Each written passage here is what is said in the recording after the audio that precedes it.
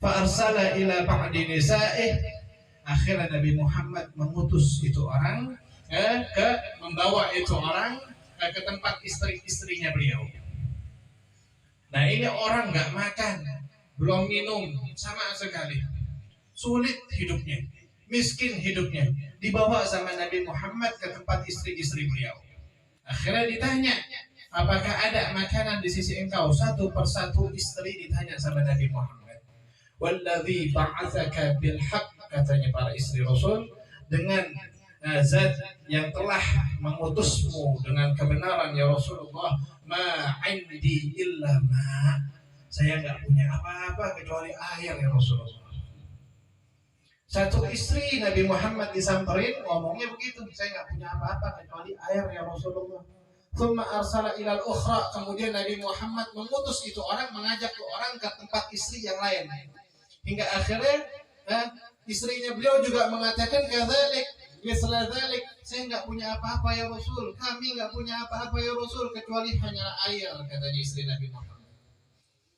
Hatta kunna kulluhunna misla dzalik, satu persatu didatangin istri-istri Nabi Muhammad, kulluhunna misla dzalik, kunna kulluhunna misla dzalik, semuanya berkata begitu.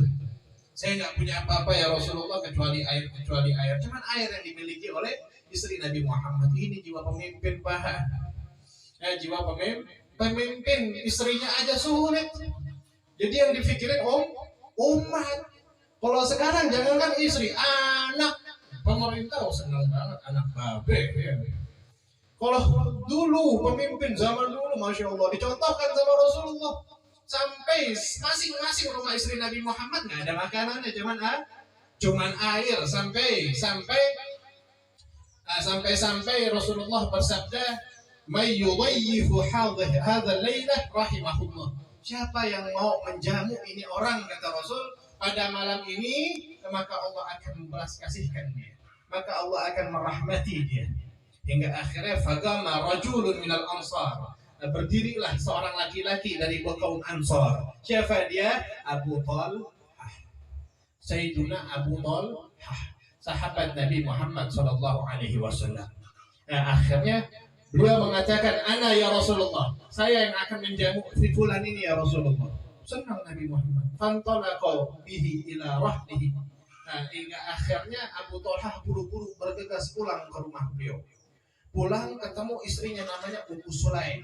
Ingetin Pak, Ummu Sulaim. Ini sirah mahal nih, ya, sejarah Nabi. Jangan Rafathar, lu ingat anaknya siapa? Nabi Ahmad, masya Allah. Giliran sahabat Rasul yang mandiin jenazah Rasul siapa Pak? Nah, ini yang hafal, insya Allah aman dari siksa kubur. Siapa? Anak Nabi Ahmad siapa Pak? Orang-orang nggak tahu. Nah, datang ini dibawa sama Sayyidina Abu Talhah ke rumahnya. Langsung buru-buru Sayyidina Abu Talhah ke rumahnya, ngomong sama istrinya. Ngomong sama istri beliau. Apa? Katanya, hal indaka syai'? Hal indaki syai'? Apakah kita punya sesuatu agar bisa dimakan, katanya. Loh, enggak ada, katanya. Si istri ini menjawab, la illa qutus sibyani, kecuali makanan anak. Gimana ini? Nggak ada apa-apa kecuali makanan anak. Nah, kalau seandainya dikasih ini makanan anak, kita punya anak nggak makan. Itu kata istrinya Sayyidina Abu Talhah. Katanya apa? Katanya Abu Talhah, ya udah kalau begitu, Anda udah mengucap sama Rasulullah SAW. Ini namanya ithar Pak. Lagi sulit masih bela-belain buat saudaranya yang muslim. Nah, hingga akhirnya ngomong ini Sayyidina Abu Talhah sama istrinya, fa'alilihim. Ya udah kalau begitu, fa'alilihim. Fa'alilihim bisyai'. Ente ajak main, ente punya anak, biar dia ketiduran. Kalau dia ketiduran, nggak bakal ribut minta makan. Masya Allah, ini sahabat Rasulullah bela-belain anaknya nggak makan demi orang saudaranya yang muslim. Kalau begitu, seduhin, bikinin itu makanan, terus ente punya anak, ajak main, beri dia kesibukan sampai dia ketiduran. Setelah nanti makanan jadi, fa'idza dakhala dhaifuna fatfi siraj. Kalau seandainya makanan udah jadi, datang tamu kita, matiin lampu katanya. Fa'atfi siraj, matiin lampu, wa arihi anna na'kul.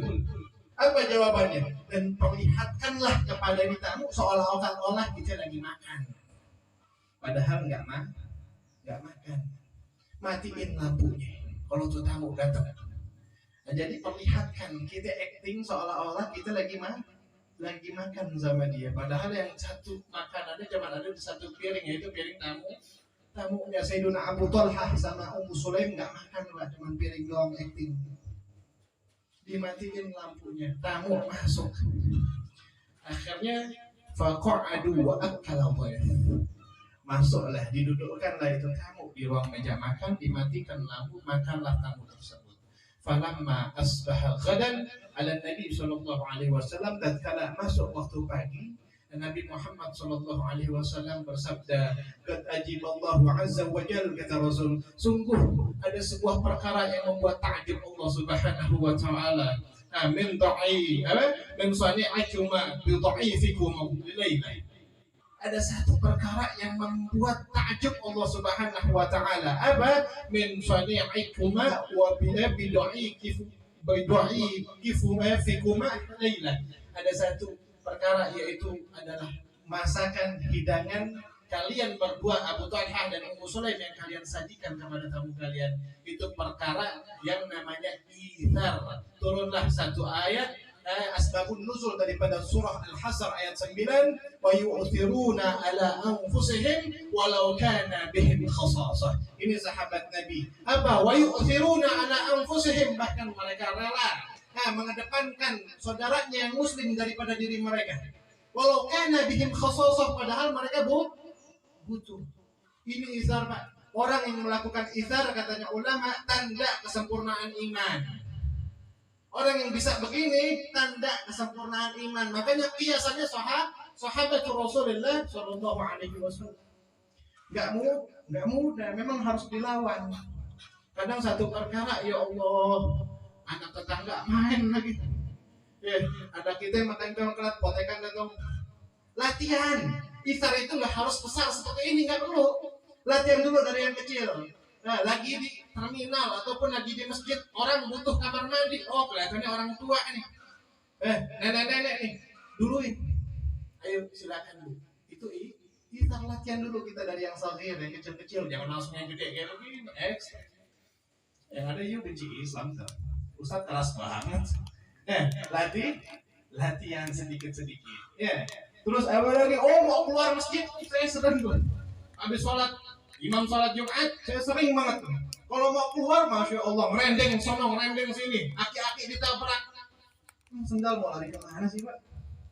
Oh, duluan mau keluar masjid. Duluin dulu yang tua, yang kira-kiranya nggak kuat, udah sepuh. Ayo Pak, silakan ambil sendalnya.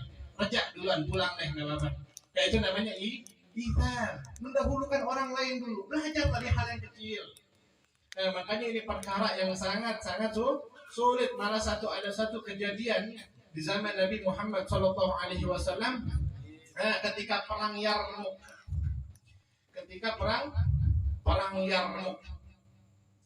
Nah, ini perang Yarmuk serem. Ini perang Yarmuk. Bahwasannya dihikayatkan ada satu sahabat yang bernama Huzaifah Al-Adawi. Bahwasanya beliau ini intolaqtu yawma Yarmuk. Beliau berkata, pada saat itu beliau berkisah, pada saat itu saya pergi ke tempat medan perang Yarmuk. Untuk apa? Atlubu ibna amili wa ma'i syai'un minal ma'. Untuk apa saya ke perang Yarmuk, ke medan perang Yarmuk? Atlubu ibna amli. Saya mencari sepupu saya, anak paman saya. Li wa ma'i syai'un minal ma'. Wa ma'i syai'un minal ma'. Dan saya bawa seteguk daripada, anggap dah sebotol air. Saya bawa sebotol air dari rumah. Sengaja. Kalau seandainya in kana bihi amadun aw baqiyatu hayah saqaituhu. Kalau seandainya, katanya Abu Hudzaifah, kalau seandainya saya melihat sepupu saya lagi kehausan dan dia masih hidup, masih tersisa rohnya, sungguh saya akan kasih minum. Kenapa? Alamat sakaratul maut, Pak. Tanda-tanda sakaratul maut, masya Allah, itu hausnya luar biasa. Saya udah berapa kali nyaksiin, nonton orang buat sakaratul maut, ya Rabbi. dan tanda-tanda min alamatil husnil khatimah, min alamati husnil khatimah, daripada mati, tanda mati husnul khatimah. Di sininya peringatan Pak, namanya rasyul jabi. Di sini ya keringetan. Makanya kalau kita punya orang tua meninggal, doain, masya Allah, lihat ininya. Kalau seandainya keringetan, insya Allah ada saadah daripada kelompok orang-orang yang bahagia. Hingga akhirnya ketemulah Abu Hudzaifah Al-Adawi ini bersama kepala sepupunya tersebut. Ketemu di medan perang Yarmuk. Oh, ternyata dia lihat sepupunya udah ngap-ngapan. Akhirnya fakultu lahu, Sayyiduna Hudzaifah Al-Adawi berkata kepada sepupunya tersebut, maukah engkau kuberi minum, katanya. Fa'asyara bira'sihi an-na'am. Akhirnya sepupunya memberikan isyarah mengangguk kepada Hudzaifah seraya mau, berkata, iya saya mau. Fa'idza birajulin yaqul, tiba-tiba ketika mau dikasih minum sepupunya, beliau mendengar satu teriakan seorang laki-laki yang pada saat itu juga di medan perang Yarmuk, berkata, aduh, masya Allah, teriak kesakitan. Fa'asyara ilayya ibnu ammi anantalik ilaih, katanya.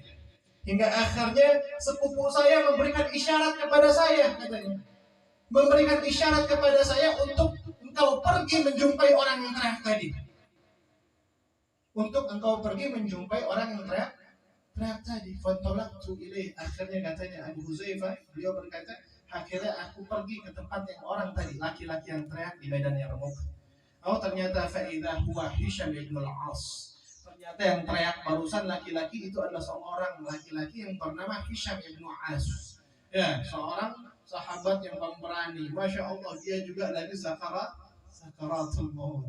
Membutuhkan air. Sepupunya ngalah, Pak. Padahal sama-sama kehausan, sama-sama menahan sakit, sama-sama habis berjuang di medan perang. Tapi masih mendahulukan saudaranya yang muslim. Sampai Hudzaifah disuruh pergi ke tempatnya Hisham ibnu al-As. Disitulah Hudzaifah ingin memberikan minum. Nah, ditanyalah Hudzaifah Hisham bin As ini, maukah engkau minum, katanya Hudzaifah. Nah, dia mau dengan memberikan isyarat menganggukkan kepalanya. Tiba-tiba fasami'a akhar yaqul, ada lagi orang yang teriak. Satu laki-laki lagi yang berteriak kesakitan, lagi dalam keadaan ambang kematian. Hingga akhirnya Hisham ibn al-As berkata kepada Hudzaifah, janganlah, lu ambil aja tuh air, bawa tuh ke laki-laki yang sebelah sono, kayaknya dia yang lebih butuh. Lebih butuh. Pergi lagi Hudzaifah, kagak jadi kasih air. Disamperin ke laki-laki yang terakhir. Pas udah disamperin ke laki-laki yang terakhir ini, fa idza huwa qad mat. Orang itu udah mati, Pak. Hingga akhirnya faraja'tu ila Hisham. Aku langsung buru-buru pergi ke tempatnya Hisham ibn al-As. Aku ingin memberikan dia minum. Dan tiba-tiba sampai ke tempat Hisham ibn al-As, beliau pun juga sudah wafat, meninggal dunia. Merinding, Pak. Saya nggak kuat baca sirah-sirah begitu. Ketika sudah melihat jenazah depan mukanya Hisham ibn al-As, dia langsung buru-buru ke tempat sepupunya, ingin memberikan air tersebut. Pas sudah sampai ke tempat sepupunya, beliau pun juga sudah mati. Mereka semuanya rahmatullahi ta'ala alaihim ajma'in. Semoga Allah subhanahu wa ta'ala memberikan rahmatnya kepada mereka semua, para ashabu Rasulullah. Ini satu kehabatan keluar biasaan, salah satu contoh ithar. Apa itu ithar? Mendahulukan orang lain walaupun dirinya butuh. Inilah satu kehebatan yang lebih berat dari sedekah, tapi ini menjadi satu tanda min alamati, daripada salah satu tanda sempurnanya iman. Itu saja yang dicontohkan oleh para sahabat. Masih banyak lagi keutamaan ithar yang memang dilakukan ini bukan orang sembarangan, hanya orang-orang yang memiliki ketulusan serta iman yang tinggi. Makanya dia bisa memiliki ithar. Mudah-mudahan tadi kita bisa latihan dari perkara yang kecil dulu, ya. Ithar mendahulukan daripada kerabat kita, saudara kita yang muslim dari perkara kecil dulu. Ya, kayak orang ngantri BBM, masya Allah, kemarin minyak sampai pada berebut, sampai berapa orang meninggal, Pak. Kenapa? Kurangnya pemahaman agama pada diri mereka. Mereka coba ngalah, ya Allah, itu mak bawa anak agak sedikit tua, maju itu namanya ikhlas. Nggak harus lebih besar yang dilakukan oleh para sahabat. Nggak harus kita melakukan perkara besar yang dilakukan para sahabat. Latihan dulu yang kecil-kecil, lama-lama bisa menjadi besar. Ya, mudah-mudahan kita semuanya dijaga oleh Allah Subhanahu wa taala, diberikan kemampuan ibadah yang paling sempurna di akhir hayat, dan mudah-mudahan kita diberikan husnul khatimah. Amin ya rabbal alamin. Mungkin ini aja yang Al-Fagir bisa sampaikan, kurang lebihnya mohon maaf. Idza wajadtum khata'an minni arju minkumul afwa. Assalamualaikum warahmatullahi wabarakatuh.